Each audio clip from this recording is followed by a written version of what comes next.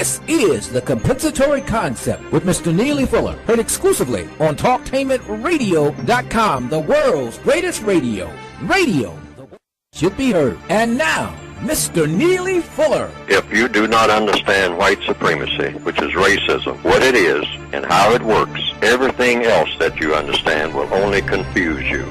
Only confuse you. Only confuse you. Good morning here. Good afternoon and good evening, wherever you are all over the planet. Welcome to TalkTainmentRadio.com. We go where you go, the world's greatest radio. You are now in touch with the compensatory concept with Mr. Neely Fuller Jr. I am your co-host, Mr. Bobby, and this is radio the way it should be heard. And speaking about hearing, how about this? You can watch and hear us on Facebook.com/Talktainment. That's right.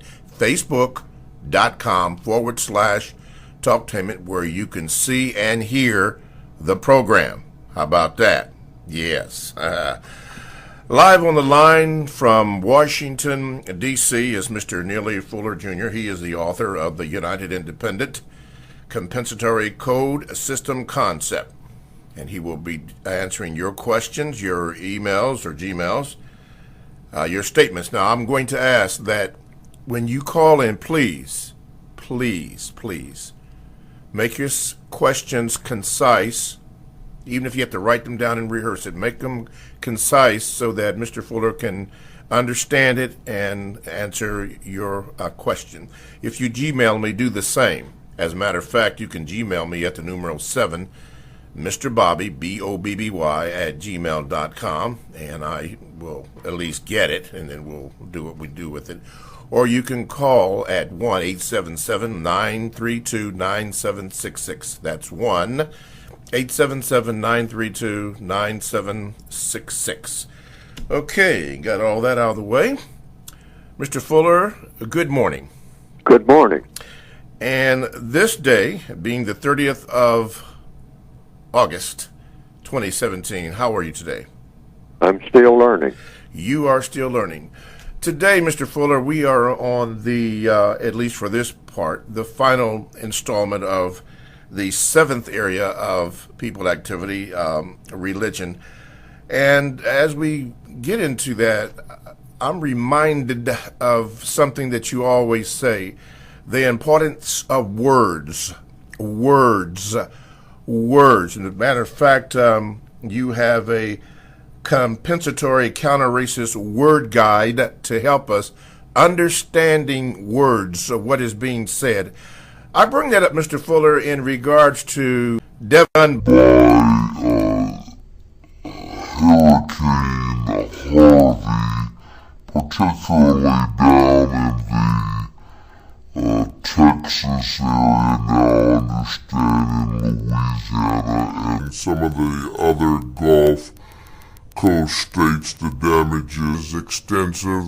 Houston, Texas, the 4th largest city in the continental concept called the United States, is heavily damaged. But I noticed, Mr. Fuller, concerning words, that when the media commentators spoke about that, they called the people who have been affected by that, they called them evacuees. I probably wouldn't have paid much attention to that, except that I remember when Hurricane Katrina came, by the way, east of New Orleans, but anyway, damage all up into Louisiana and Mississippi and Alabama, some parts of Florida. I noticed that they called them refugees. And there is a difference between being an evacuee and a refugee.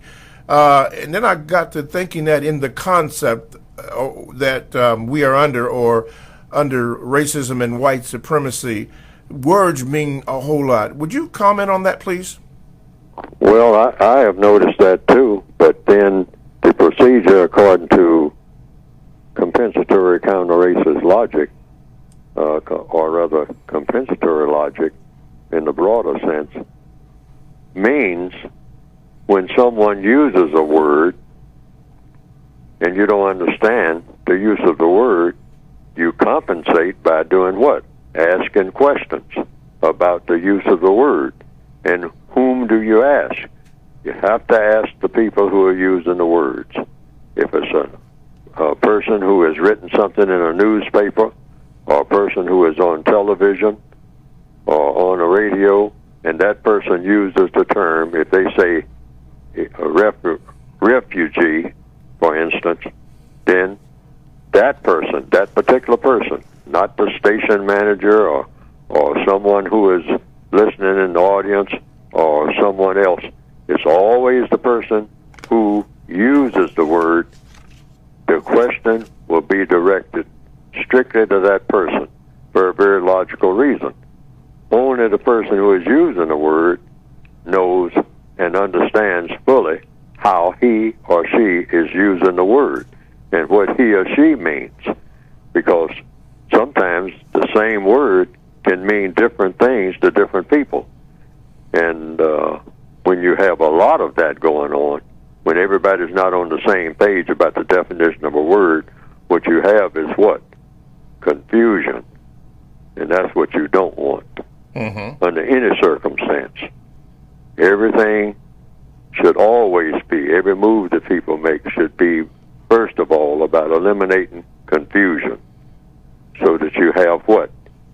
When you eliminate confusion, you have understanding. And from understanding will flow problem solving.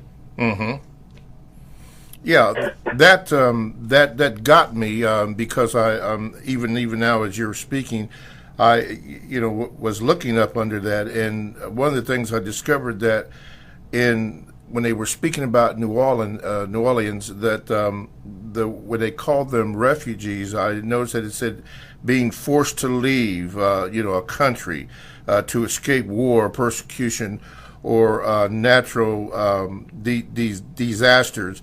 And that just, I didn't understand that, because these people here in Houston were forced to leave because of the weather conditions. As a matter of fact, when you look under the word, and when you mentioned about understanding the word, because I couldn't ask the commentators, but I just noticed that it was used. An evacuee basically is a person evacuated from a place of danger to somewhere safe. When I looked at what happened in Katrina, that's basically what happened there. As a matter of fact, I gave you an illustration yesterday that if you put the two incidents side by side, you really couldn't tell the difference. But the difference is in what the commentators said, which was the use of that word, refugees, as opposed to Harvey's people were considered evacuees. You comment again, please? Well, the way I would look at it is that it means the same thing. Evacuee and refugee mean the same thing? Evacuees, refugees. Basically, it's the same thing. You are leaving one place, or forced to leave one place. You're evacuating, like you're vacating. Yes. Vacating. Right. You're forced maybe out of your apartment because they're foreclosing on the building or something. Yes. Or in your house. Yes. So you're evacuating, you're vacating the house. You're also seeking refuge someplace else, particularly if you're having to leave under duress, under stress. Yes. Leave when you didn't intend to leave. So you're leaving one place and you're seeking refuge in another place. Yes. And so within that context, both words would apply, because it means you're leaving one place and going to another place. And you're doing so under stressful conditions. That's the way that I look at it. So to me, it would mean the same thing, regardless of what words you would use. And within that, since we're on that subject, because I was intending to talk about that subject too, what does the code say that what is the context of so-called race relations when things that are happening, like are happening down in Houston now? What does a non-white person do according to the code? You, when there's a flood, like is going on in Houston, Texas right now, you help everybody. You go right to the core of what we're all on this planet supposed to be about each and every day anyway. And you go right to the core of what every person should be doing. You help the person who needs help the most if you're able to do so. If you're a person of color, you say, well, now we got a lot of race problems here and all like that, et cetera, et cetera, et cetera. True. And they will remain, all right? And you are going, you see a person trapped in a tree and the water rushing by or something like that, and you have a pontoon boat that you know how to operate, or you have some type of motorboat or skiff or flatboat or something that you know how to navigate it, and you are in it, and you see that person trapped in a tree. You are a black person. That person is in that tree, and the person is white, and you can get to that tree. If it's somebody you can help, you go to that tree and you help that person out of that tree. I mean, you do that. Yes, sir. If you can do it. Mm-hmm. Yes. Okay. Why? Because you expect someone or you want someone to do the same for you regardless of color. Mm-hmm. See, also, you may be, by being there, and this is the way I look at it under the law of compensation, there's a reason why you were there. You were probably put there by the Creator in that boat. You are safe in that boat. Now, the boat could turn over, and you could drown, all right? But the boat didn't turn over, and you didn't drown, and you had a boat, and you were able to get out of where you were, and that was the only thing that saved you.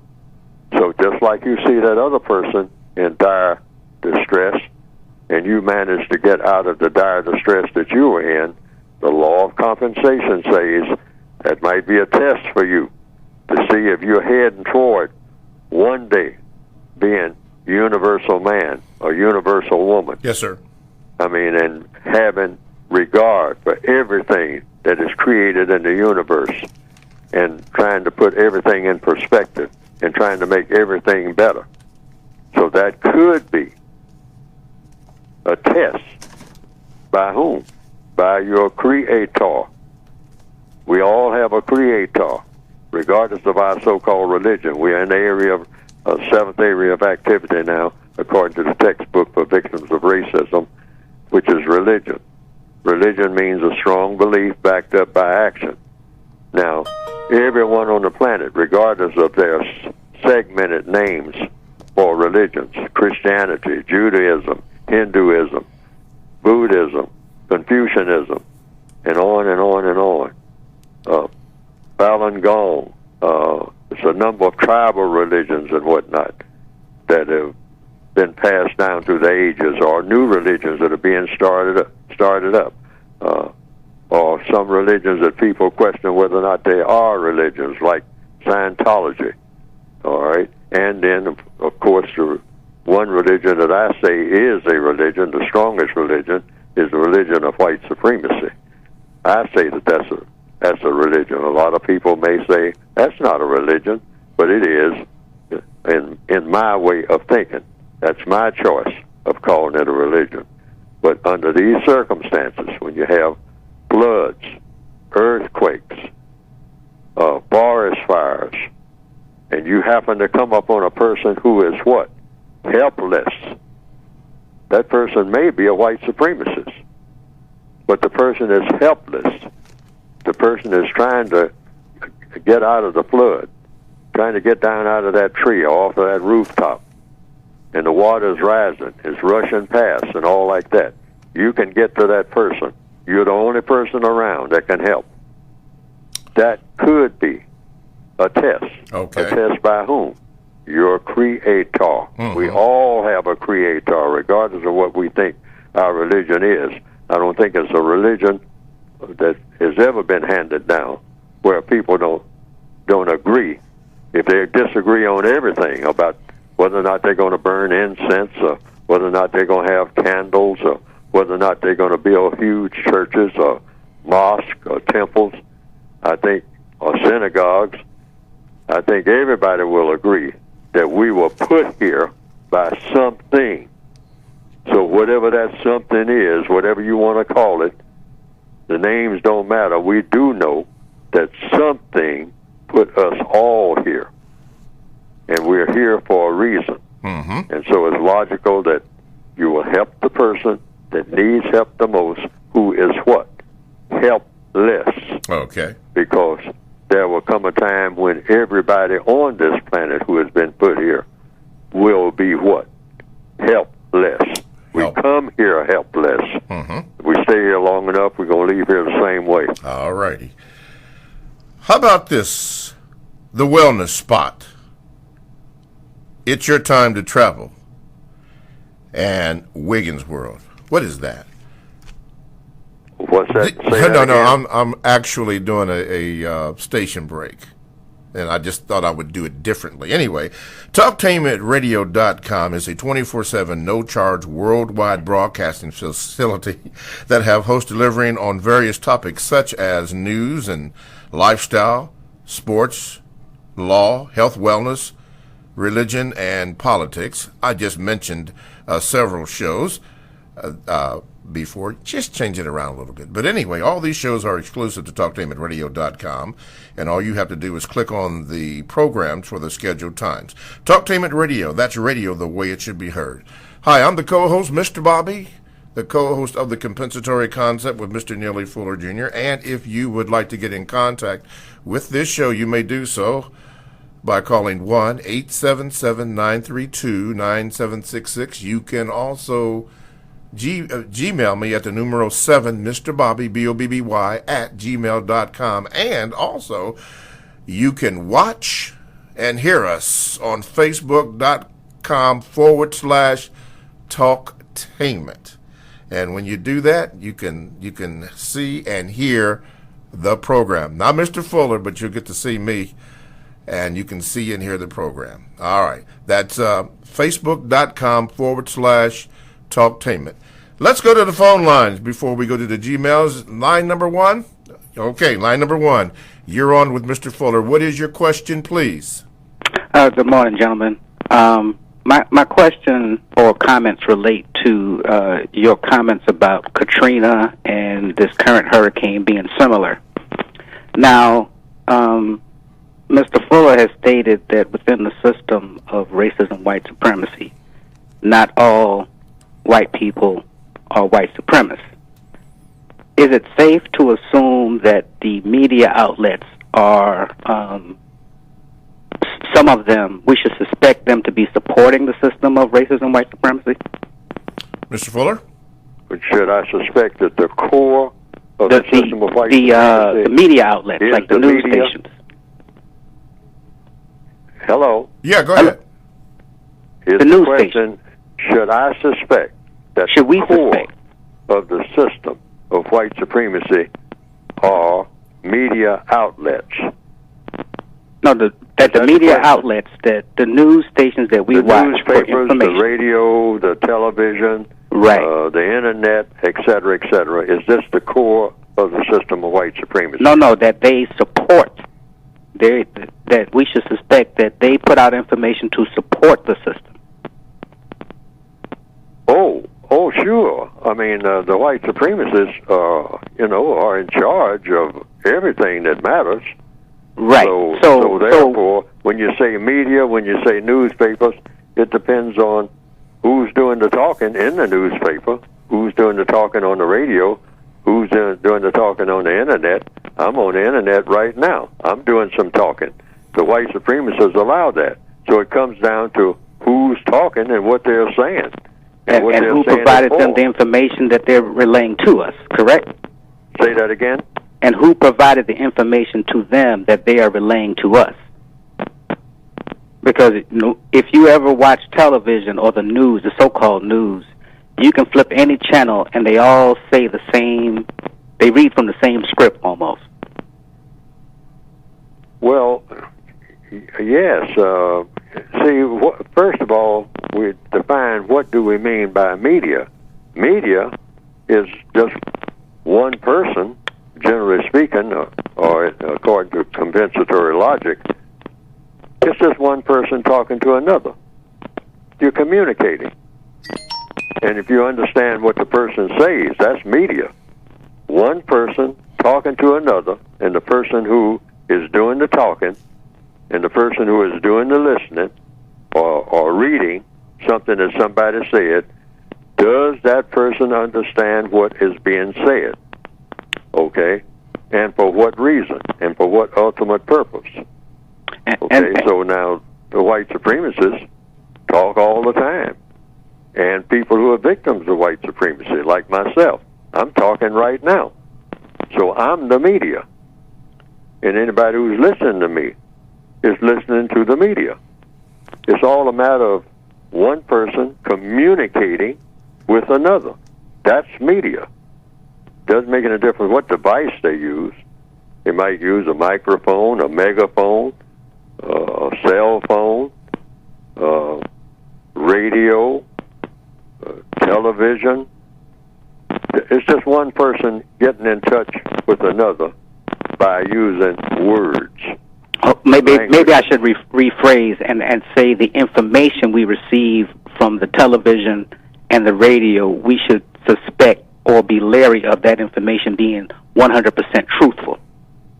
Oh, you always look for falsehood in anything that anybody is saying, because the white supremacists specialize in causing confusion, and you can always cause confusion by saying things that are not true. Correct. Because in and both the white supremacists are the masters of that. So the victims of racism should always suspect the racists have anything that is directed toward people of color. I should always suspect that anything said to me by a suspected racist, either directly or indirectly, I should do some double thinking, you might say, triple thinking. Because years ago, they blamed the hurricane for what happened in New Orleans when it was, some suspected it was people and their incompetence, or they were competent in what they intended to do with the levee that broke. And it's the same thing now in Houston. They're blaming the hurricane when it was people who released the water from the reservoir, as opposed to planning ahead and releasing the water before the hurricane even came, so it could accommodate the water. Interesting. Okay, my brother. Hey, we do appreciate your call and your comment. Thank you so much. All righty. Remember, you can go to facebook.com/talktainment to see and to hear the program. All righty. Let's see here. Let's do this. Let's take a Gmail here. Let's see. Cypriol, hello, says this. Mr. Fuller, I grew up in a house where the mother was indoctrinated by the Catholic Church / white supremacy.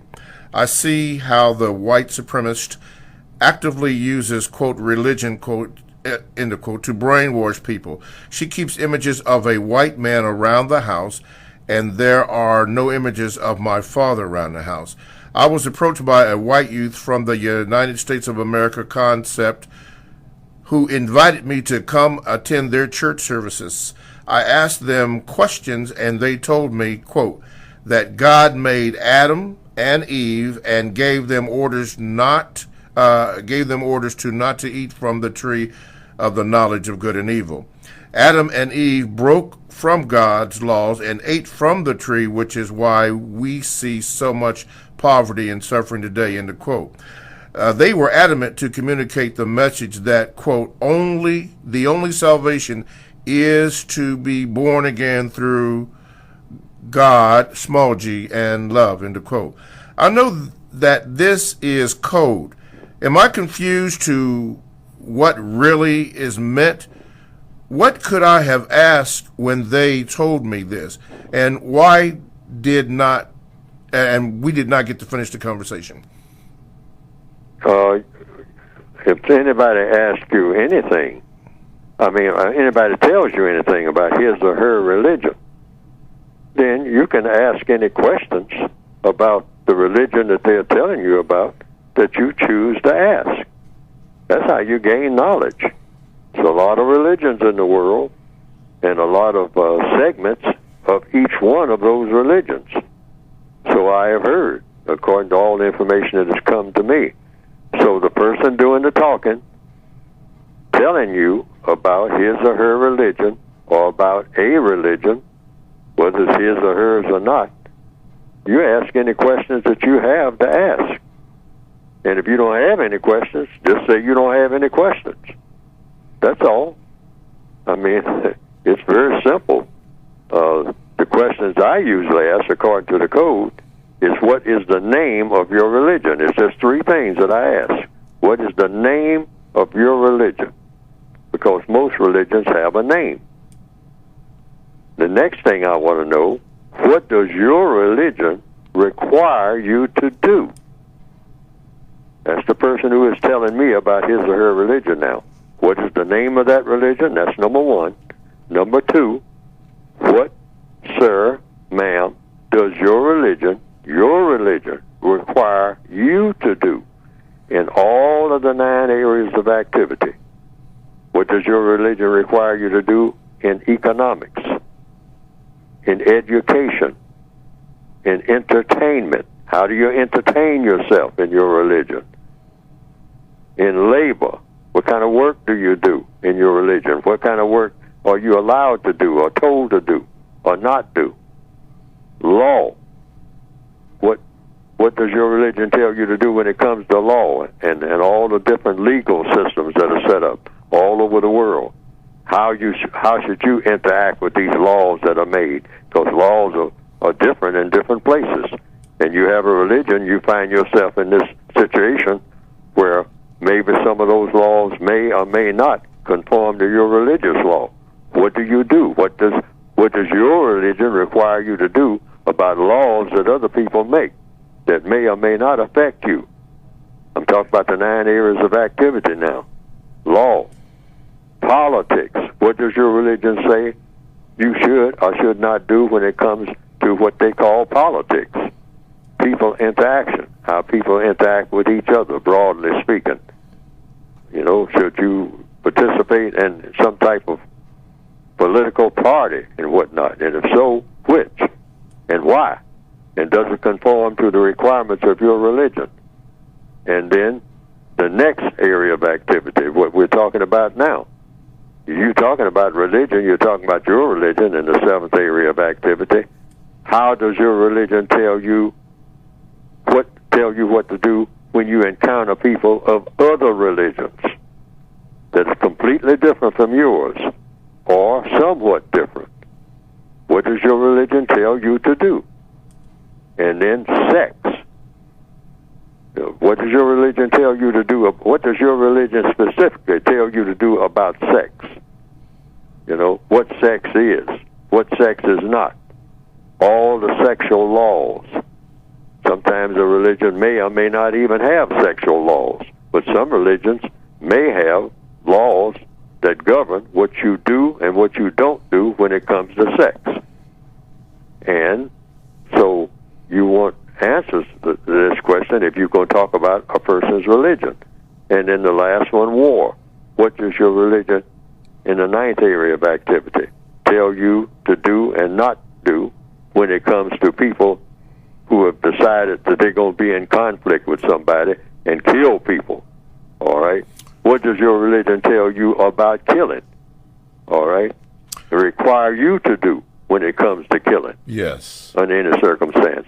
Now, and the third question, what does your religion require you to do when you interact with me in all of these areas of activity? All righty. TalkTameAtRadio.com. We go where you go. Check us out on 94.1 WGRN. Podcasts are all available. Just download the TalkTameAtRadio.com app to your cell or to your tablet. That's radio the way it should be heard. Stay right there. Coming up next, we're going to answer some of your questions.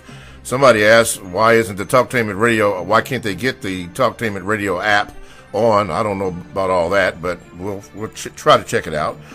A couple of comments from the book, and then more of your calls. All that and more coming up next. Righty. TalkTainmentRadio.com. We go where you go. Again, download the TalkTainmentRadio.com app to your cell or to your tablet. That's radio the way it should be heard. I am Mr. Bobby, the co-host of the Compensatory Concept with Mr. Neely Fuller Jr., who is live on the line from Washington, D.C., and we opened up the program with this topic here, words in the religion of, or in the system of racism, white supremacy, thus the importance of that.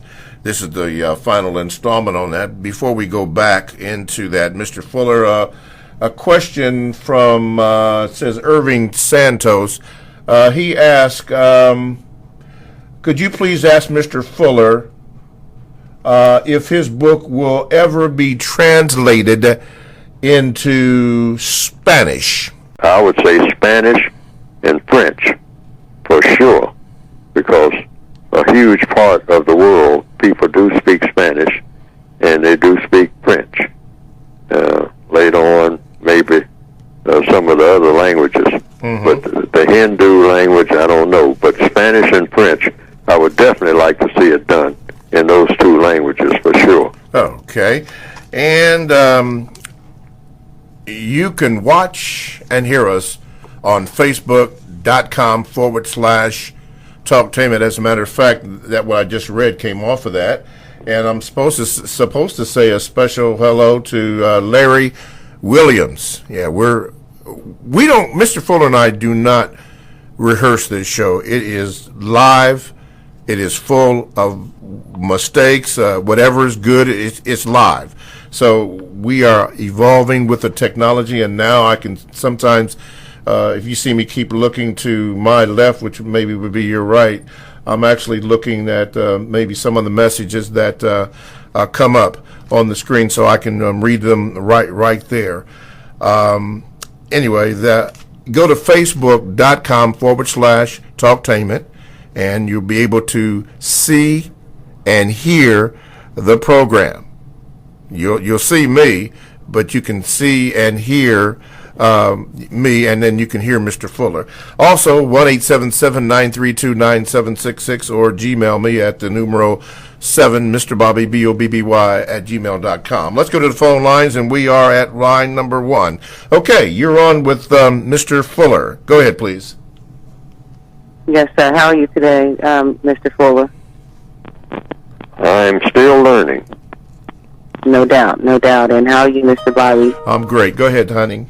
This is my first time calling, Yes. and I am I'm a big fan. Actually, I came across Mr. Fuller's writings through my father. So I want to just extend my gratitude to Mr. Fuller for sending us the book and the code, like the definitions and the text and just everything. I'm a little nervous, so excuse me. But yeah, that's okay, my honey. biggest concern that I'm dealing with right now, I wrote down a few questions, but I'm going to try to sum it up. Right now, my husband and I are going through a nasty custody battle. And one of the things that I talk to my father about a lot is that we have broken up families, and we can't get the parents to co-parent with us a lot of times. But in my particular case, with my husband, we know what our constitutional rights are and everything, and we have two beautiful girls who have been taken from us through like false allegations and everything. They're not the same little girls anymore. And we have like lawyers that have, robbed us blind, and we have other lawyers that we've talked to, but we don't try to put it in a circle of only black lawyers or only black people. We just look for experienced people, knowledgeable people to help us. But our problem is, why are there so many, one of the questions I want to ask is, why are there so many organizations out here and law offices, and they're supposed to protect our children, and they're not, it seems like they're not credible, I would say, because I've read a lot of readings, a lot of teachings, a lot of... Let's give Mr. Fuller a chance to answer that. Mr. Fuller? Well, according to what I've written, the Compensatory Counter-Racist Code, under the government of the system of white supremacy, which is the most powerful government on earth right now, no male, female, or no sexual interaction between any non-white people is supposed to function in a constructive manner anyway. According to whom? According to the white supremacists. Right. So they will do everything they can to create chaos and confusion and non-constructive interaction between all non-white people, and particularly when it comes to any interaction between black male with female and the offspring. They do not intend for any of that to work in a successful manner. So you just have to work it out the best way you can and try to minimize conflict the best way you can. And sometimes, or most of the time, you're not going to have a situation that is anywhere near the way that it ought to be. We have to understand that. When we even sign up saying we're going to be, quote, husband and wife, man and wife, or whatever you want to call it. Yeah, I read that part. It says yes, I say that in the textbook. You're not even a parent, pretty much. Right. You can't function as a parent. They're not going to allow you, if you're black, to function as a parent. They're not going to do it. Okay. Because the white supremacists are the parents. Right. Of all non-white people. Okay, now we're up against the break, so could you ask your second question, please, so before we have to go to break? Okay, all right, no problem. And the last question I wanted to ask is, how would we, for the sake of children, and I understand what I've been reading, and I understand what my father has been helping me decode with your book, but I'm wondering, even in this particular case, how can we, even with less conflict, protect our children from these abuses and the things that we are forced to allow them to go through? Okay. That's a hard situation. People often ask me, well, what do we tell children? Well, we are children. We tell children the same thing that we tell ourselves, that we're in a situation that's almost impossible to make it function the way that it ought to function, because the white supremacists do not intend to allow that. I mean, you can do the best you can, but the best you can is definitely not going to be good enough. It really isn't. I mean, that's why we keep having these problems, and we're going crazy trying to do it. But we have to understand we're in a prison system, and the prison system is brutal, meaning they intend to keep the prisoners in agony, and we are prisoners of war. And so, therefore, our offspring have to understand that. We have to really just tell them that's the deal. I mean, that's one of the reasons that I lost custody, because they claim that I've been brainwashing my children to eat vegan, to eat healthy, to be, prestigious and, committed to their beliefs and things like that. There's so many things that my girls chose on their own to do. And that's one of the reasons they call themselves taking custody from me, because they're like, well, Mom taught us these things. Mm-hmm. Granddad taught us these things. And they're not bullies, they're not bad children, but they said that I was brainwashing them. Okay. And I have not allowed them to be normal children. I haven't seen my daughters in 2 years, and I can't even sleep at night because they have made it clear to the courts that they are going through bad abuse. They have been exposed to sexual abuse. They have been exposed to drug use, and they still have not removed them from the situation they're in. It is hard for us to even exist. Okay. Sorry, we're up against the break now, but thank you so much for your call, and Mr. Fuller, thank you for your response. This is the time that we have to talk about your book, and I'm glad that Brother Santos, Mr. Fuller, he didn't hear what you said about getting the book in Spanish or French. He said because we got cut off by a commercial. So we're going to take this opportunity for you to talk about your book, where we can get it, and then answer the question for Mr. Santos about how can or is the book going to be in Spanish? Is the book going to be in Spanish? So go ahead, Mr. Fuller, about your book and his question again. Yes, you can get the book in English now by going to producejustice.com. But I am I have spoken to people recently for the last 2 years. I've been speaking to people about trying to get maybe a translation, first of all, into French. But I would like to simultaneously, because the Spanish language is a language that is spoken by many, many people of color throughout the entire planet. So I would definitely want the book to be printed in Spanish and French. And it's already in English and whatnot, of what we might call the westernized, quote-unquote, version of English, not English as they spoke it in the 18th century. It's not even English that is spoken in the 19th or the 20th century or the 21st century. I mean, some people who might say, who read my book and the way that I phrase things and all like that, because I do have my own even definitions for words in English. But that's a part of the package that I'm saying that's a part of the counter-racist procedure. But I would definitely like to have it translated into Spanish. But I would like to have control of that translation and in French. But you can get the book by going to producejustice.com in English. Okay. All right. There you go, Mr. Santos. Mind you now, this is unrehearsed, so I'm not going to get to all your questions that you pop up on the screen, because once it comes up, it's there, and then it goes off, and then I don't know what you said, but I can try to do it by memory. Let's do this. Let's see here.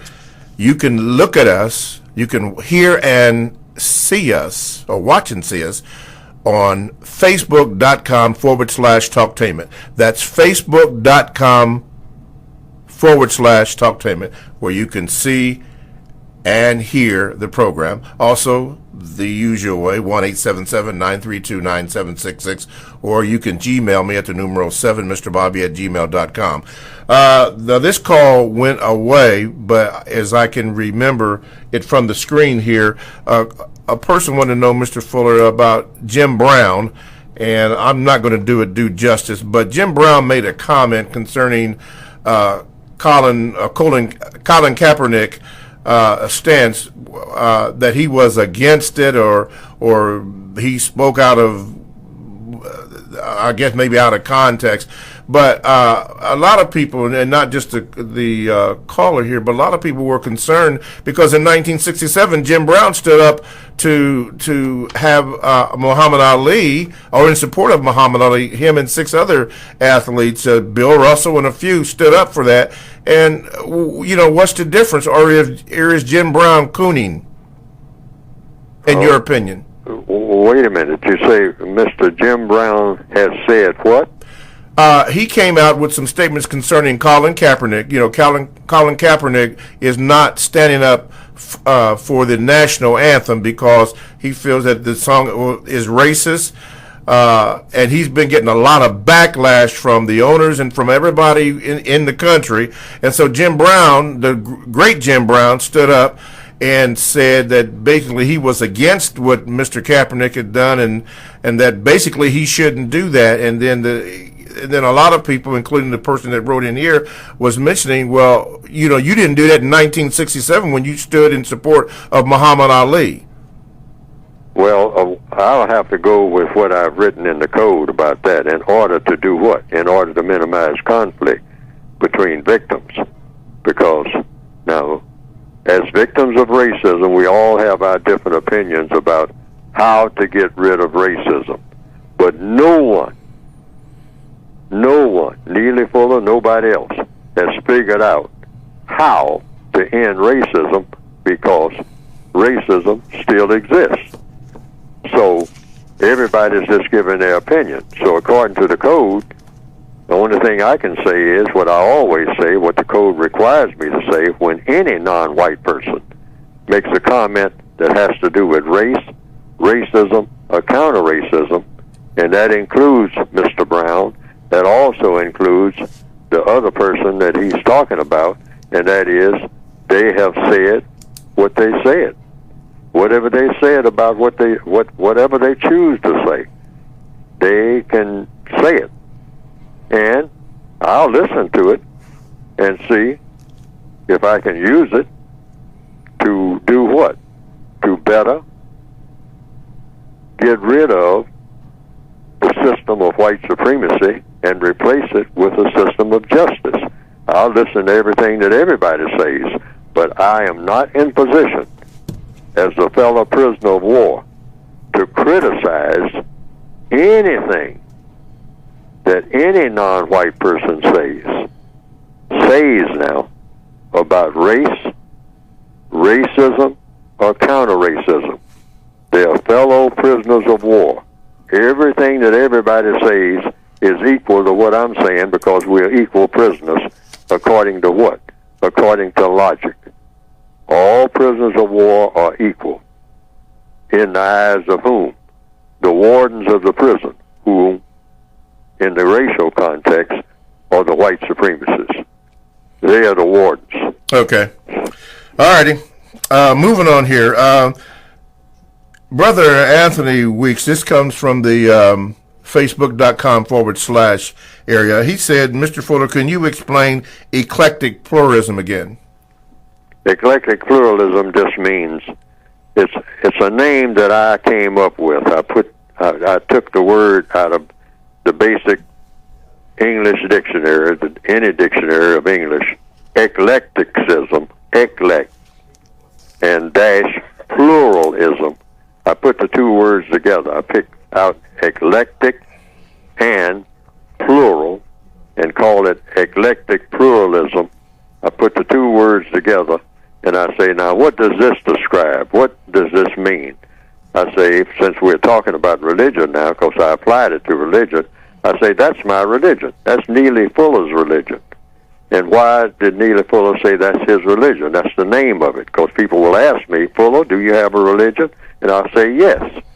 And they'll say, well, what is the name of your religion? Because religions have names, most of them. And I say, eclectic pluralism. And the person, like some people have asked me, well, what does that mean? Because I know that that's coming, since I made up the term. Yeah, since you made it up, yeah. All right. And I'll say, it means choosing from many. Choosing from many different religions, many different philosophies, many different points of view. Why? Because I have looked at all the religions of the world, and I found out from looking at them that people have what? Arguments more than anything. I go to a barber shop. People start talking about religion, and if I left that barber shop and came back 6 months later, they would still be arguing. And the arguments never end. And so I say, well, I don't want to have a religion that, that just foments arguments and sometimes fights.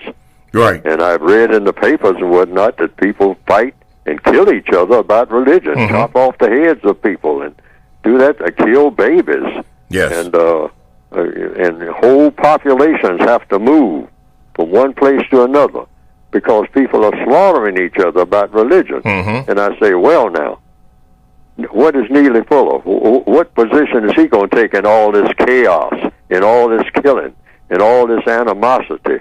I mean, that comes from people talking about religion, meaning their connection with God or something. And so I say, well, I'm an eclectic pluralist. Okay. And when people ask me, what does that mean? I'll say, choosing from many, which means I'm trying to find my way out of all of this confusion and whatnot, all of this killing, all this slaughter, all this death, all this suffering about religion. I am taking the position, and I think it's the correct position. Well, I'm going to try to get along with all of y'all, if I can. Yes, sir. Except one religion, and that's the religion of white supremacy. I'm not going to try to get along with you. Y'all have to change. Yeah. Because that's a religion that's designed to keep all other people from practicing their religion if it interferes with the religion of white supremacy. Yes. So that's one religion I know I'm against. Okay. I'm on record as being against that. That's why I call myself an eclectic pluralist. You're right. And I will choose from many other different religions different aspects of the other religions in order to do that. Okay. But I'll try to get along with everybody, including the white people who practice white supremacy, but I will try to get along with them to the extent that they are no longer practicing white supremacy and practicing justice. Right. I like what you said in the beginning, how you gave a definition of it, and I just looked under the word eclectic, deriving ideas, style, or taste from a broad and diverse range of sources. So that's how you came up with whatever you came up with, because you're encompassing all of them. Thank you, Brother Weeks, for that. A question came up concerning the last caller who was mentioning about her situation and co-parenting. Brother Williams asked, and by the way, Brother Santos said, thank you, Mr. Fuller, for answering his question. Brother Williams asked this. He said, can a non-white person be a co-parent? Can a non-white person be a co-parent? Co-parent? Yeah. Yes. No non-white person under the system of white supremacy can be a parent to anybody. See, look, I always go back to the best analogy. I say, I don't know if it's the best or not, but that's the one that I choose to use. Once, like many people have been in jail, once you are in jail, and we are, if you're non-white, in the system of white supremacy, in the world jail, all right, you are not the parent of anybody. Why? Because you can't dictate anything to anybody. You don't have any control of any kind over anything, including yourself. You can't feed or clothe yourself. You're a prisoner of war. And if you're black in the system of white supremacy, and that is the government of the entire world, you are a prisoner of war. You're born in prison.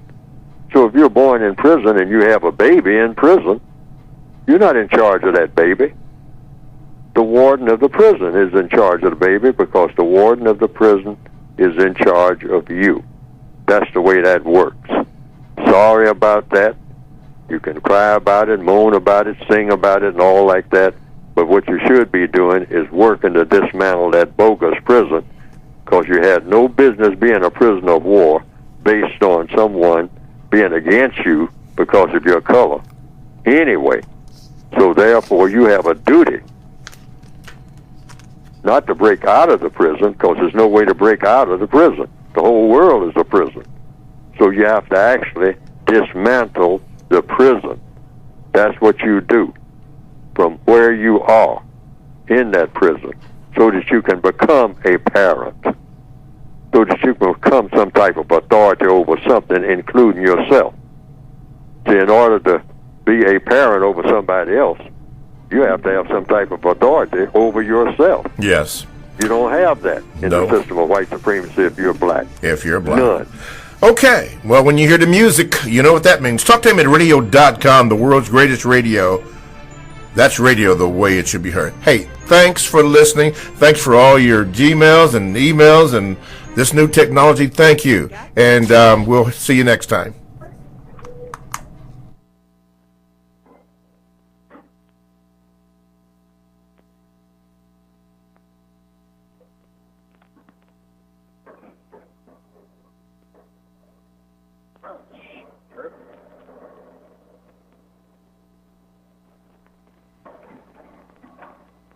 You got the power.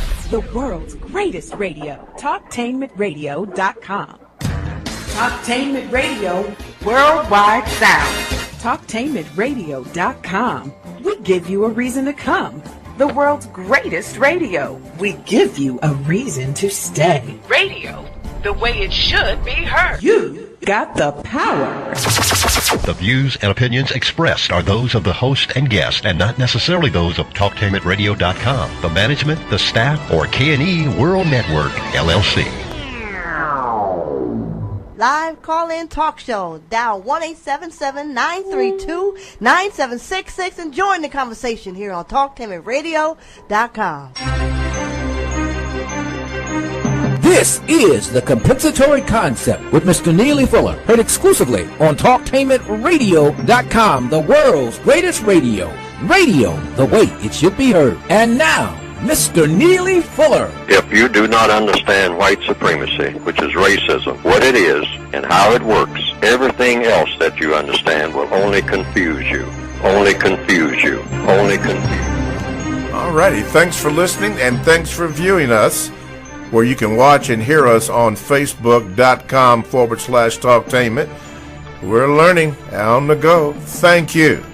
You are now listening to the second hour of the Compensatory Concept with Mr. Neely Fuller, Jr. I am your co-host, Mr. Bobby. Our root subject today in our last installment is on religion, and in particular, we've been discussing the use of words or words in the system of racism and white supremacy.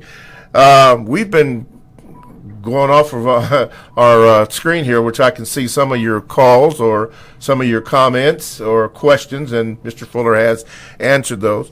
Mr. Fuller is the author of the United Independent Compensatory Code System Concept.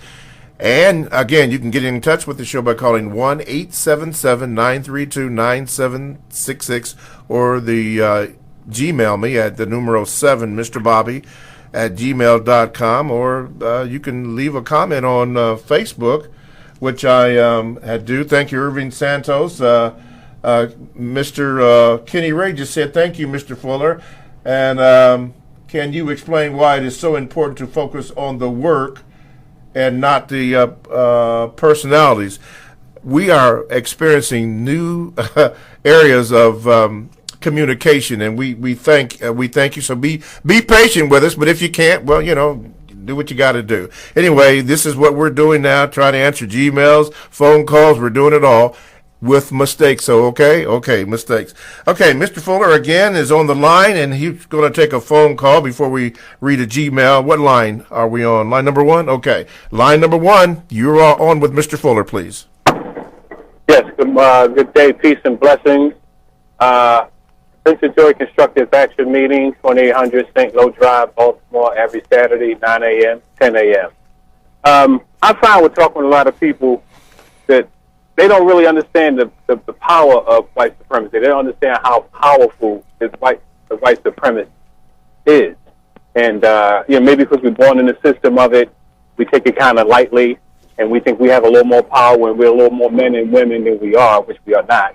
But a lot of people really don't understand the power of these people, and I think that's why I think people take them a little lighter than we should.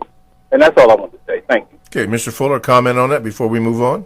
Well, in the very beginning of the Compensatory Code book, there is a statement that you start with, before you proceed anywhere into the book, and that is, if you do not understand white supremacy, which is racism, what it is, you got to understand what it is and how it works in all 9 areas of activity.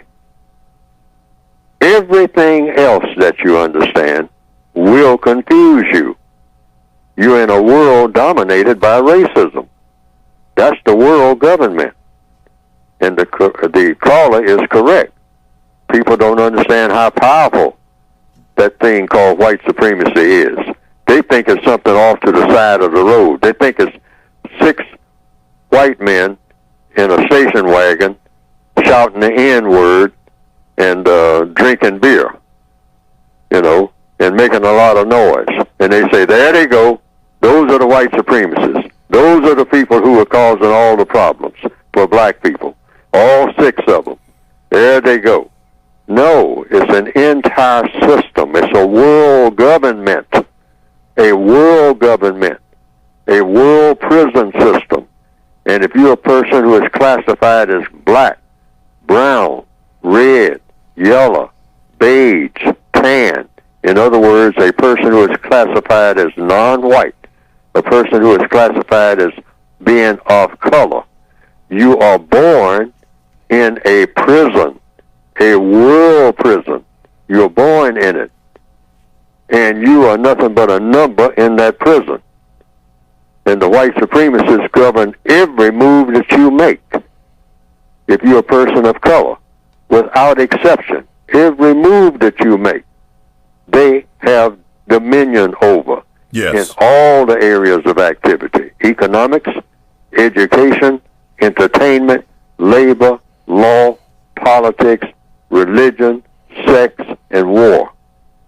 But if you were born in that system and nobody tells you that you were born in that system, you will believe whatever somebody tells you, that no, you're born free. Nobody tells you what to do.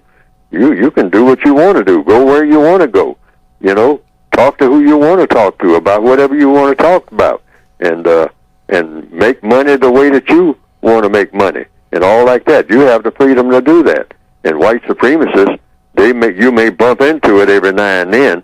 It's not a every now and then thing. It's 24/7 everywhere, all the time. If you have color in your skin, you do not make a move that the white supremacists do not directly or indirectly approve or disapprove of. And when they disapprove of it, you're not going to make that move. You better believe that. Okay. All righty. Let's move to this. Let's go to the Gmails. Okay. This comes from Root Dog, Mr. Fuller. He says this: greetings, Mr. Fuller and Mr. Bobby.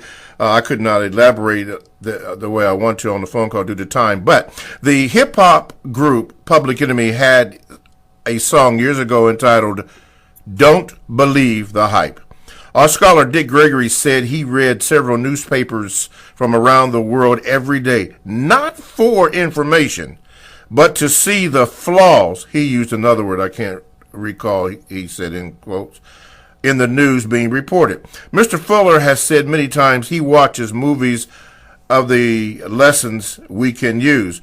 When the so-called news outlets are reporting the devastation in the Houston area from Hurricane Hurricane Harvey, we should not accept this information as truth.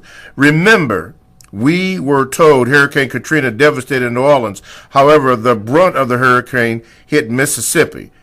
Actually, it went east of New Orleans.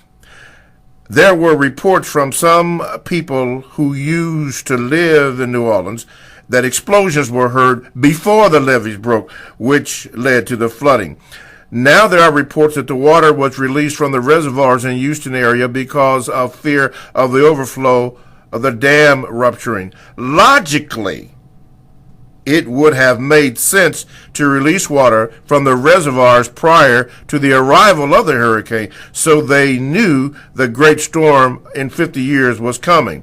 The harm from the system of racism, white supremacy, does not only come from guns, dogs, and horses. The harm also comes from neglected or information. Now I have been seeing the push to inoculate children and adults. Mr. Fuller, you care to elaborate?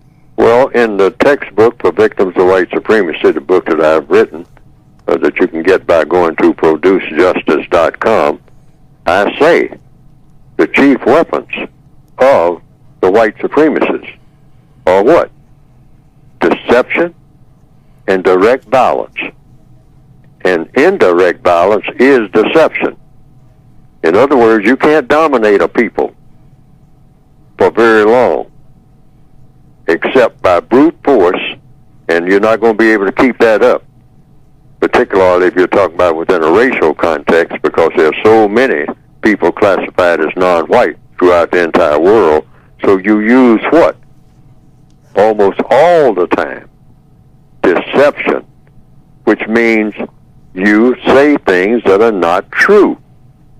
But the white supremacists, a master deceiver, which is what they are, the most refined white supremacists are masters at deception, which means what? If you're a master at fooling people, you know how to mix truth with falsehood. In other words, a lot of things that the white supremacists say are absolutely true. Sometimes they'll tell you the truth knowing, to show you how what master deceivers they are. Sometimes they will tell you the truth, knowing full well that you won't believe it. See, they'll put it out there in such a way, they say, well, we're going to tell them the truth, but they're not going to believe it. And when they don't believe it, it's going to work to their detriment. And then other times, most of the time, they will say something that is deceptive. But if you're going to be a master deceiver, you will say maybe, for example, this is the way they do it. They will say 8 things that are absolutely true. And then the other 2 things are absolutely false. Yes. But they'll say it in such a way you won't be able to tell the difference. And a lot of people will fall for what was false, and a lot of people will go with what is true, and what is true will work out fine. But they do the averages, see. They'll say, what will it they believe? What is it they won't believe? Okay. Because they are masters of psychology. Okay. They know mind control. Okay. So they know how to put out information in such a way that black people always wind up what? Confused. Confused, exactly. And that's what a master deceiver wants. Okay. From the Facebook.com/Talktainment comment line, Kenny Ray said this basically. You mentioned Mr. Fuller. Can you explain? Focus on the work and not the personalities. Oh, always. We get emotionally caught up in personalities. We'll say, well, I don't like him. I don't like her. I don't know why, but I just don't like her. I mean, you know, I don't like her. I don't like the way she talks. Well, what did she say? Well, I don't know, but I just don't like the way she talks. Yes. You know, victims of racism have a whole lot of that in us. Okay? We need to get rid of all of that. Talking about who we don't like. Because we just don't like them. We don't like the way they look. We don't like the way they, you know, there's something about them we don't like. Something about them we don't like.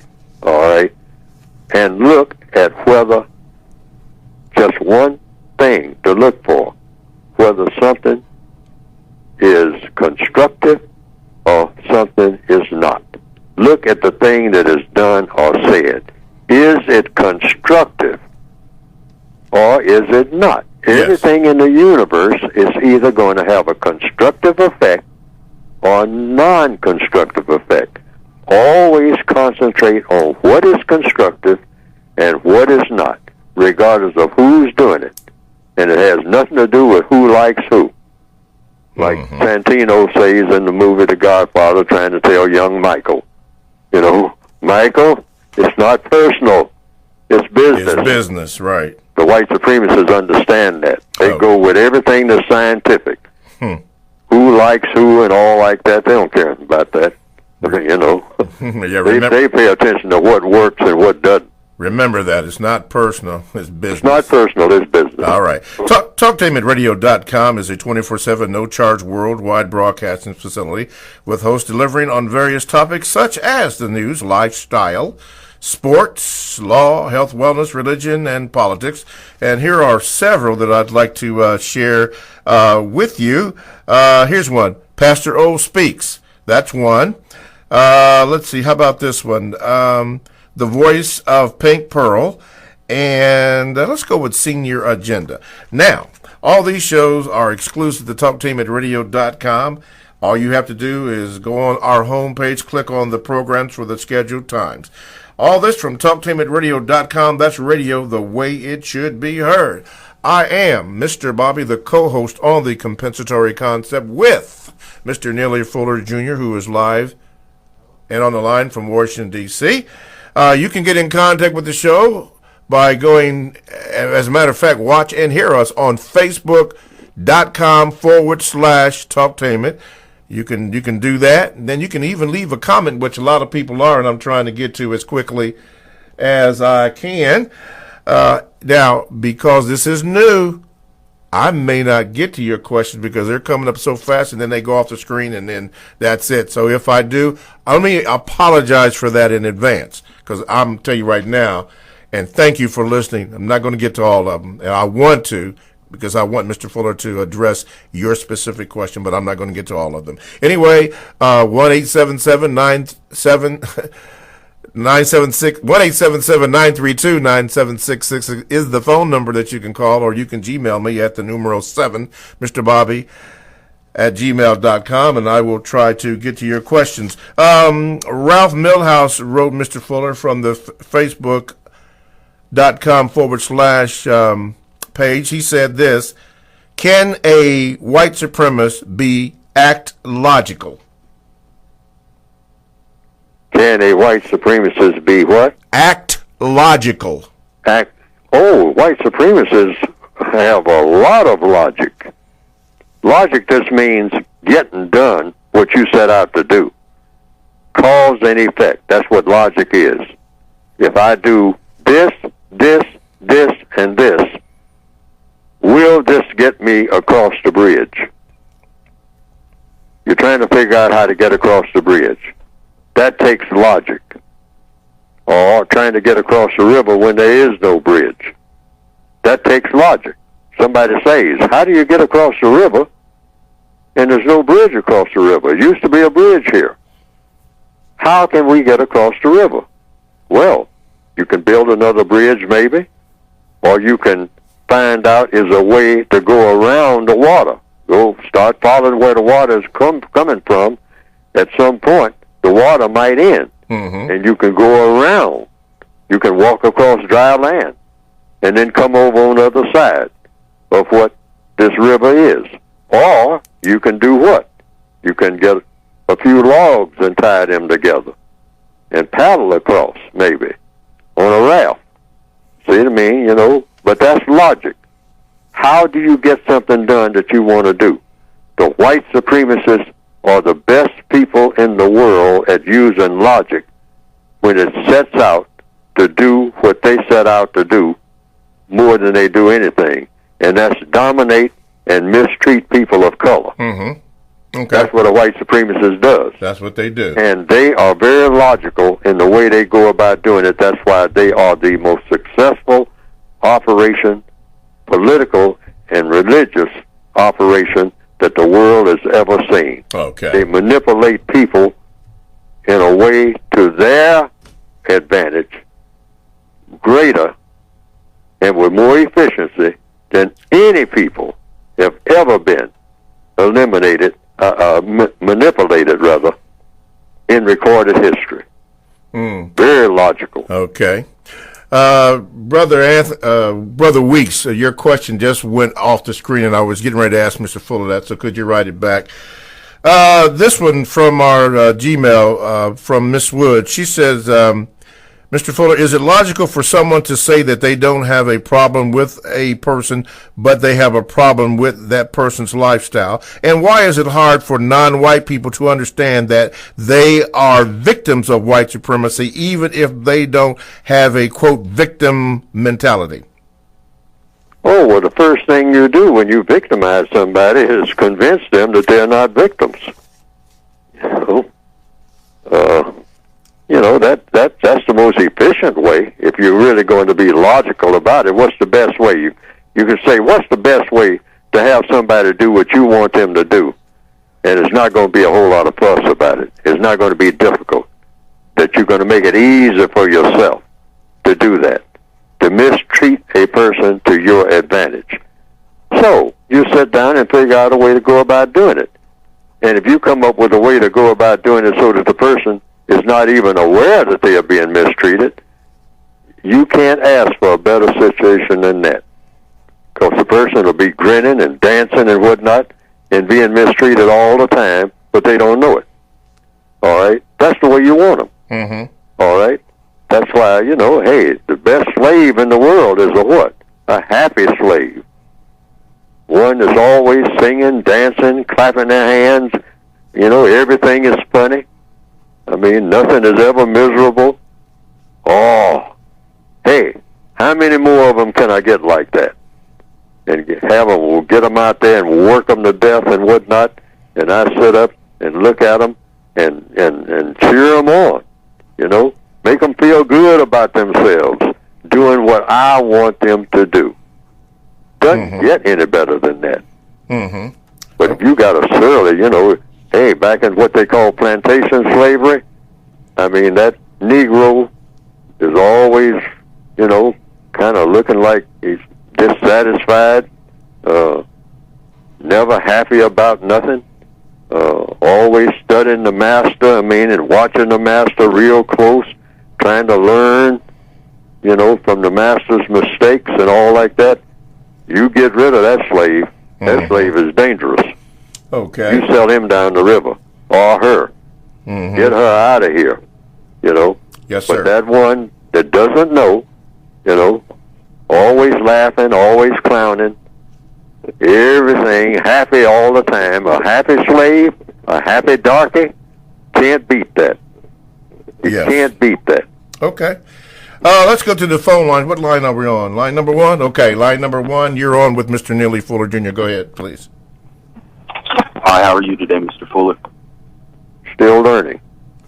That's good. Yes, I just wanted to ask, I know that you can't specifically speak on a person because that goes against your code, but you said that all blacks or all colored people are stuck under their system and have to, in all 9 areas of activity, do what the white people want them to. But what about Louis Farrakhan in the nation? Because they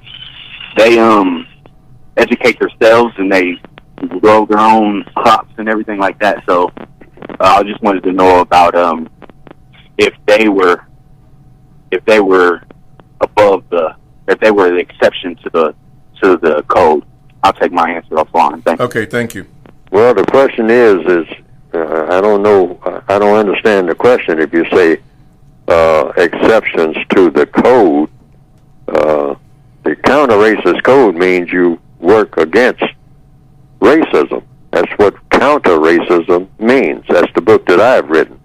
So anything that works for justice or against white supremacy is a counter-racist code. Anything you're doing that's constructive, anybody, anywhere, that's doing something constructive, that's not mistreating people, that's constructive, and helping people who need help the most. This is the definition of justice. Not mistreating people and helping those who need help the most in the most constructive manner. Now, anybody, anywhere on the planet who is doing those 2 things, not mistreating people and helping the people around them in the most constructive manner to do constructive things, doesn't make any difference who those people are. Yes. It doesn't get any better than that. Okay. That's the kind of world that we want. Yeah, sure. And that would apply to anybody who's doing that at any time. Okay. Doing something constructive. See, the white supremacists do not want dark people doing anything constructive. They'll look at whatever you're doing and they say, figure out a way to have him, that orange juice that he's sitting over there drinking, stop him from drinking that orange juice and give him some vodka. All right? Why? Because they know that vodka is going to have a non-constructive effect. Yes. That's all. That's how the white supremacists think. That's how they do. And they'll convince the person drinking the orange juice that the vodka is better. They'll say, hey, give me that orange juice, boy. Take some of this vodka. Now, doesn't that taste different? And he'll notice it does taste different. But is it going to help him to think, speak, and act more constructively than the orange juice? That's all you have to pay attention to. I like that. That's the real TCA. Think, speak, and act. Thank you, Brother Weeks, for this, for sending your question. And again, Mr. Fuller, he says, using compensatory logic, are we to suspect that the white racists, white supremacists are behind Hurricane Harvey, since they are the smartest people on the planet, non-white people are being harmed?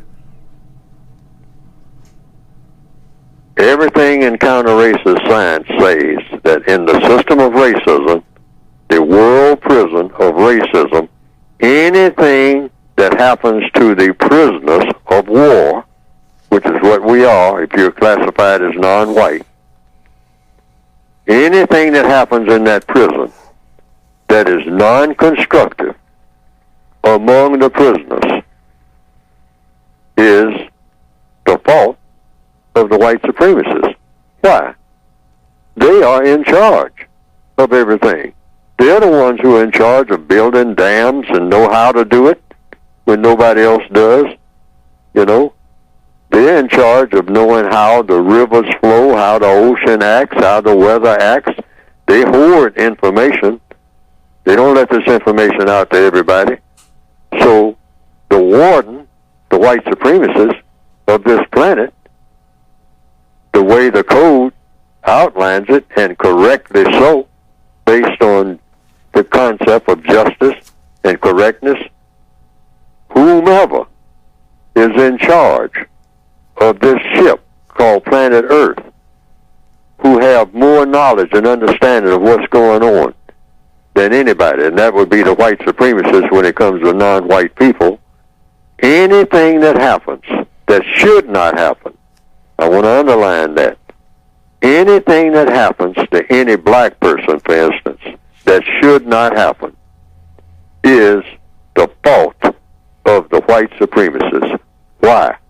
Because they put everybody in position for these things to happen that should not happen, because they're in charge.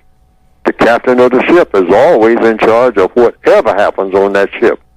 Otherwise, why did you become captain of the ship in the first place? Mm-hmm.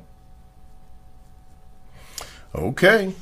Let's see here. Let me look at this. Okay, we got it. We got this here. Let me read this. Miss Lewis, got you right here. It says, she says this, Mr. Fuller. I'm so thankful for Dr. Fuller's analysis of our situation. He is helping me to understand racism and teach others that will listen. Thank you. That came from the facebook.com/talktainment comment line. She put that on there, and I'm able to now read some of the comments. Now, let me remind you, I'm not going to get to all of them. I want to, but I'm not going to be able to get to all of them, but I'm surely going to try. But we thank you, Miss Lewis, for that comment, and we'll go on from there. Mr. Fuller, let's see here. And Mr. Weeks just said, Mr. Fuller, he thanks you for that awesome answer that you gave. Those were his words. Awesome answer. That's good. See, this is working good because I can get them now. This is the question I want you to consider, Mr. Fuller. Comes from Miss Turner. She said, my question is as follows. Is there any way to separate the origins of religion from its current position action, meaning what the religion appears to represent? I ask this because many of my family members are the Christian Baptist religion, and from what I've learned recently, the Baptist sector of the Christians supported and believed in the subjugation of non-white black people in the U.S. We'll answer that after the break. Listen to this. We go where you go. Check us out on 94.1 WGRN. Podcasts are available. Go to talktainmentradio.com. To your cell and to your tablet. That's radio the way it should be heard. Stay right there, even as I try to rush that through. Stay. Okay, man. Remember the song by the Gap Band? You got me humping. But it's a good thing, callers and listeners. You got me working hard, but you know what? It's all good. TalkTainmentRadio.com. We go where you go. Download the TalkTainmentRadio.com app to your cell or to your tablet. That's radio the way it should be heard. I'm Mr. Bobby, working hard, trying to get it in. And you're listening to The Compensatory Concept with Mr. Neely Fuller Jr. He is taking your calls and answering as many questions as he can. And, man, this is really fun. So thank you, and keep them coming. By the way, you can watch and hear us on Facebook.com/Talktainment. Leave that comment, and I'll try to get them read. That way Ed doesn't have to write them, or anybody else downstairs don't have to bring them up to me. You can also call in 1-877-932-9766, or you can Gmail me at the numero 7, MrBobby@gmail.com. And speaking of that, and I'll get to you, and Mr. Anderson and Brown. speaking of that, listen to this. Mr. Fuller, the question is as follows. I messed it up before the break. A question from Ms. Turner. It says this. Is there a way to separate the origins of a religion from its current position / action, meaning what the religion appears to represent today?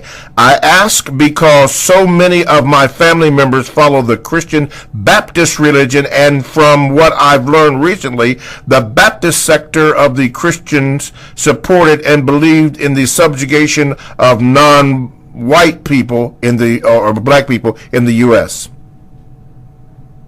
Suggestion in any religion, like I said before in the previous hour, or earlier in this hour, I don't remember which, I said there's three things that's in the textbook that addresses this for victims of white supremacy as a suggestion. Now you can either take the suggestion or not, like everything else that's suggested in the code book. It's something that if it makes sense to you, use it. If it doesn't make sense to you, don't use it. Avoid it like a plague. You'll never do anything that doesn't make sense to you. I mean, that applies to anything, that happens not only where in relationship to Neely Fuller's code book, but in anything in the universe. If it doesn't make sense to you, back away and study it and go over it until it does make sense. Now, what do I have in the code book as a suggestion in the seventh area of activity when it comes to religion, regardless of what religion it is? It's three things. And if you can try it if you think it works for you. If it doesn't, just discard it. Don't try it no more if it doesn't work. But I say it's the best approach. You ask a person, and you don't go into the history of it or anything. You just ask a person three things. What is the name of your religion? Most religions have a name. And so the person will tell you what the name of the religion is. The religion's name may even change from what it was before, 1,000 years ago. It may have been called something else. You just want to know is, what's the name of your religion, sir or ma'am, right now, right this minute? You don't have to know anything about the history of the name. All right? Next question, after they answer what the name of the religion is. In this case, you mentioned Christianity. The person might say, well, the name of my religion is Christianity. All right? Okay, you got that. Don't argue about the answers that you get either. Don't argue. Don't argue with anybody about religion. That's going to lead to just another religious argument that's going to lead to conflict. You're not looking for a conflict. You're looking to settle conflicts, to do away with conflicts, okay, or you should be. What's the name of your religion? Question number one. Question number two, out of the three. What does your religion require you to do? Most religions require you to do something or not do something in every area of activity. Economics, education, entertainment, labor, law, politics, religion. That's other people's religions. You'll ask the person, what does your religion require you to do when you encounter somebody of a different religion? Does it require you to do something different from what you usually do? Or what is that requirement? Or if it's the same, do you act the same toward the person? Or do you change the way that you react? Say if you're a person who is a Christian and you're interacting with a person who is a Hindu or a Muslim, how do you interact with that person when it comes to that person's religion? And how does that person interact with you? You want to get that straight so that you have what? Understanding. Understanding, yes. And then you go to sex, then you go to war. Mm-hmm. That's the ninth area of activity. What does your religion require you to do when it comes to war? When do you go to war? Do you ever go to war?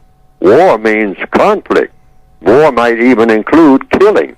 All right? Most wars do. Yeah, most wars do. What will I kill you about? Right. All right? What are the requirements for me to kill you or you to kill me? See what I mean? Mm-hmm. So what does your religion require you to do?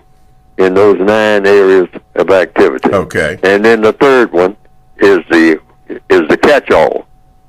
What does your religion require you to do when you interact with me as an individual? As an individual. In all of these areas of activity. Okay. You know. All righty. And just stick with that. And don't argue about the answers. Just listen to the answers. Mm-hmm. Because the person is not giving your answer. The person is giving his or her answer, which is what you want. You already have your answers. Okay. You want their answers so that you will know exactly what to expect when you interact with this person. All righty. Let's go to the line number 1. What is your question for Mr. Fuller? Hello, Mr. Bobby and Mr. Fuller. Good morning. Past couple of weeks, I called and tried to ask Mr. Fuller a question, but I always get cut off when he's answering. Phone always gets cut off. But this week, I just want to say to the people that claim that they're trying to exterminate people, because I hear that a lot of people calling. Just want to point out something, that when the white supremacy invaded Iraq, they didn't kill everybody. They just bombed them into submission to take their resources, make them weak enough that they would exploit the country. They're not going to kill all. They didn't do that. They didn't kill everybody in Libya either. They just destabilize the country that way they could extract the resources. So the extinction thing, if you forget about that, they're not going to kill everybody, every non-white. And Mr. Fuller, I agree with your book and everything. I can't find anything to support otherwise. I think everything in your book, that's exactly how we would actually get rid of white supremacy. Especially with the media, if people would start telling the truth, I think the army and the people that run the army would actually disobey the orders they have, because they would actually know the truth. Yes, and they probably wouldn't go to people's country and destroy their country based on lies that the white supremacy and actually get themselves killed and stuff. Okay. That's number one with the whole media. But they control all that stuff. So all righty. All right. And one more question. Well, a statement. Hurry. Could you? Okay. Go ahead. Real quick. Mr. Fuller, do you think that with how Trump talks, do you think he's exposing white supremacy? Okay. Is Mr. Trump? Is Mr. Trump exposing white supremacy? I didn't get that question. He said something about. Do you think Mr. Trump is exposing white supremacy? Is that what it was? Is exposing white supremacy? He don't talk with the covert way they usually talk. He kind of like just say whatever he thinks. Say whatever he thinks. Okay. I think I know what he said. I'm not sure. Is Mr. Trump exposing white supremacy, Mr. Fuller, in your opinion, or in the callers ask a question to that effect? It could be. I mean, when he says things that deals with white supremacy, he has mentioned white supremacy, I think. And so that's for the person who is listening to what Mr. Trump says to determine. See, because I can't, if I'll be stepping across the line if I say what he means when he says whatever he says, if he has mentioned the term white supremacy. Okay. I don't remember him actually using the term. He may or may not have, but I just don't remember. Okay. But whatever you hear when you hear him use the term, then that's up to the person who is listening to make the judgment about what it means to him or her. Okay. That's the codified procedure. That's codified procedure. Let's do this because, Ms. Brown, you're really blowing me up here. I just mentioned that to let you know that I'm receiving your comments, but I can only do one at a time, and I'm not going to be able to get them. But let's do this. First of all, we have to have Mr. Fuller speak about his book. Then I'm going to go to Mr. Anderson, and then Ms. Brown, I am going to ask the first question you asked. Hey, keep them coming, and even if I don't get to them, save them for next week, and we'll do it again because the technology is evolving. Mr. Fuller, this is at the point where I'm supposed to ask you quickly about your book, how we can get it, and all the information you need to say. Well, the book is directed to individual persons who perceive themselves as being victims of racism in the form of white supremacy. And it's directed to individuals. Directed in which manner? In which manner? In the manner of helping the person, hopefully, to understand what it is and how it works and what to do about it on a daily basis as an individual person. Because you're an individual person, even if you're a twin, you're still an individual. And what you can do, wherever you happen to be on the planet, what you can do and say, some things will apply to your situation, many things won't. But there might be something somewhere in the book that applies to your situation in one or more areas of activity: economics, education, entertainment, labor, law, politics, religion, sex, and war. Because the book is segmented into those 9 areas, and it's addressed to the individual victim of racism. If you don't perceive yourself as being a victim of racism in the form of white supremacy, the book does not apply to you. And it applies to you as an individual, what to do and what to say. Some guidance about what to think. And you can get it by going to producejustice.com.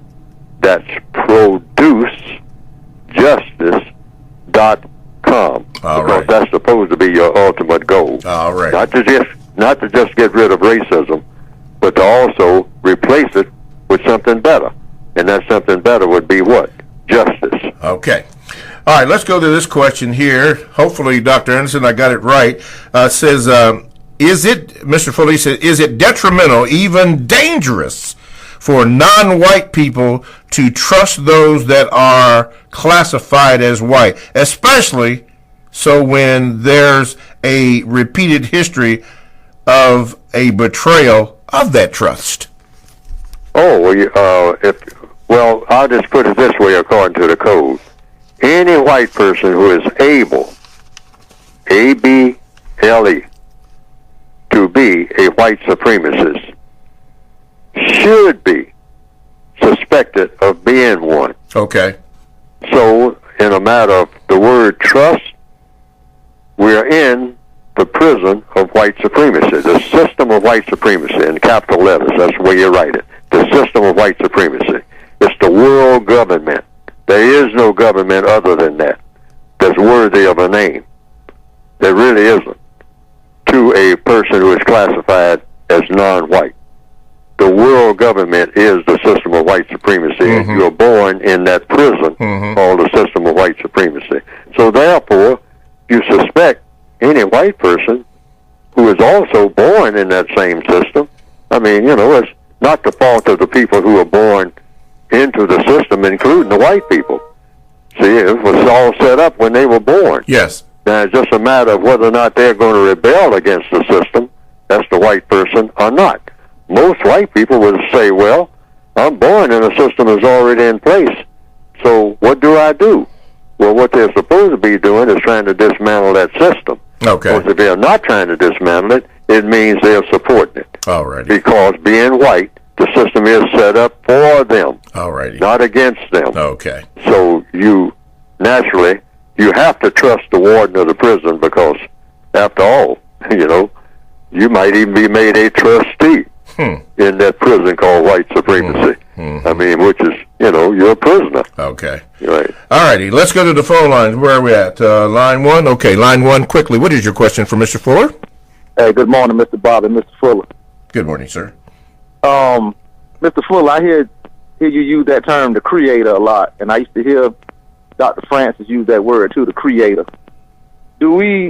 How do we know what the creator wants, and should we wait on the creator to dismantle the system of white supremacy, and is that logical to wait on the creator? Good question. Mr. Fuller? The question was, how do we know what the creator wants? Well, Yes, sir. you use logic. The creator of this universe put people in the universe, and I'm one of the people. All right? So now, I was given some equipment. Hands, fingernails, feet, eyes, ears, a nose to breathe, some breath that goes into my nose and then goes into my lungs, and I breathe, all right? And I'm also equipped with what? A brain. So that brain is supposed to tell me the difference between one thing and another, and what I'm supposed to do with these differences. All this, the different things that I see with my eyes. Yes, sir. Or hear about with my ears. I'm supposed to do something with these things. Now, what are the things that I'm supposed to be doing? Do I just stand in one place and look up at the sky until I drop dead? Or do I do something with all this wonderful equipment I've been given other than that? And the answer is yes. I'm given muscles and whatnot. Those muscles are supposed to be used to do something. Yes. So what does the brain tell me to do? Well, I look around and I see what? Logic. What baby it is, or where the baby is.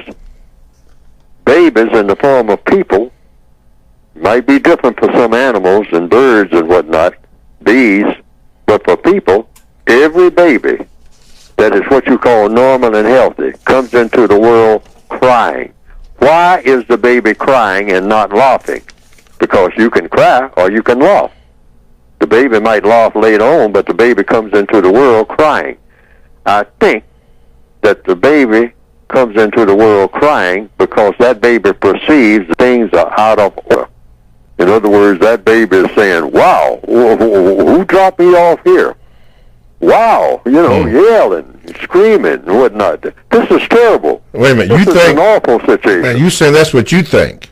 Yes, that's my interpretation. Okay, that's your interpretation. Okay. And I am being asked this question. Okay, all that's right. the conclusion I've come to. Okay. So why is the baby crying? Because the world is full of problems. Okay. Now, why is the world full of problems? Because the Creator put me here to solve them. That's the baby's assignment. Okay, baby's got an assignment. Yes, so okay. the baby has the assignment. All right. Now, what assignment? Solving the problems. And if you're a person of color and you're put off here in 2017, what's going to be your assignment, logically speaking? Because logic was put here by the Creator now of logic, meaning cause and effect. You will notice that people will misuse people, mistreat people based on the color of the skin. So if you're a person with color in your skin, then your logical assignment, because you are in this condition, is to get rid of the idea that you're supposed to be mistreated based on your color. You have nothing to do with that. Okay. The Creator did that. The Creator did that. So somebody's going to hold it against you for what the Creator did, and when you look at it, it doesn't make sense. All right. Therefore, your assignment is to change that prison system that you're in, called the system of white supremacy. All righty. Because that's what you go to learn about. Okay. Let's get this last one in from Miss Brown, Quiana Brown. I've been trying to get this in. Let's do this. She says, can Mr. Fuller go into detail about the black womb man, Virginia, being extinct, and the black female being directly or indirectly being told that the white female is the Holy Grail? Yes.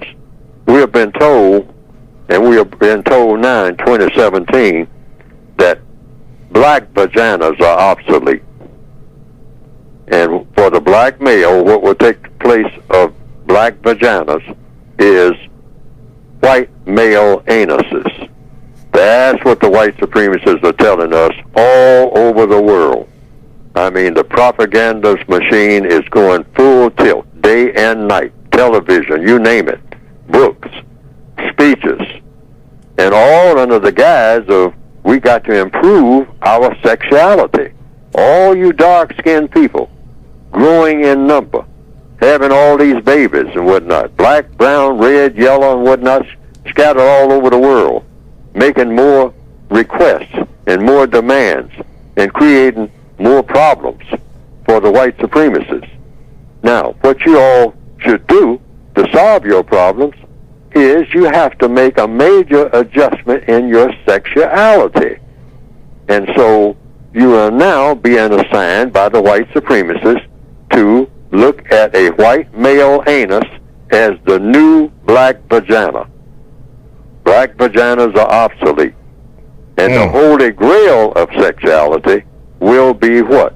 Naturally, the white female vagina. That's the only legitimate vagina for you dark-skinned people. All right?